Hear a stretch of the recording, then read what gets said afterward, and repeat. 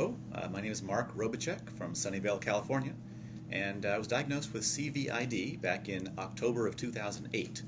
And the way that happened was rather unusual. I'm one of the very rare cases of CVID patients that have had no symptoms throughout my entire life, which made diagnosis rather a big surprise. It turns out that my sister, who has an identical condition to me, she was having trouble fighting off a bacterial infection, and she found out that there was a hereditary component to the CVID she was diagnosed with, and so she suggested that I get tested. And sure enough, my IgG levels were right down where hers were, about 10, where normal is somewhere between 300 and 1300.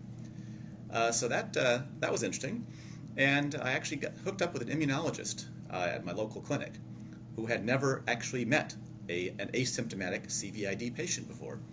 And so he actually consulted with 5 other experts to determine whether or not he felt it made sense for me to get any treatment.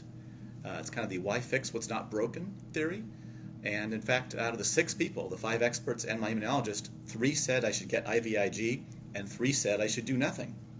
And so once again, the fact that I'm an unusual case made it very difficult to decide what made sense. Thinking back, however, thinking back in time, I noticed that when I got colds, which might be once or twice a year like normal people, they would last perhaps 2 to 3 weeks. They would just drag on.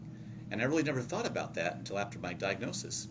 I decided to go ahead with the IVIG treatments. Every 5 weeks works for me. And sure enough, I got my 2 colds since then, since I began treatment, and they were gone in 2 to 3 days. So just right then and there, I know that there's been an improvement in my personal health. Another interesting factor is, turns out that our father died of stomach cancer when he was 52. And we know that there's a genetic component of CVID, and while we can't be sure whether or not he actually had this condition, the fact that he died of stomach cancer makes us believe he probably was the contributor to me and my sister. We learned that there's a 50 times greater incidence of stomach cancer among patients with CVID. So anyway, I wanted to share that, and one little tidbit also about treatment. It turns out I was receiving whatever IVIG substance the clinic happened to have available and was cheapest. And it turns out I had very bad reactions on 3 occasions to Carimune.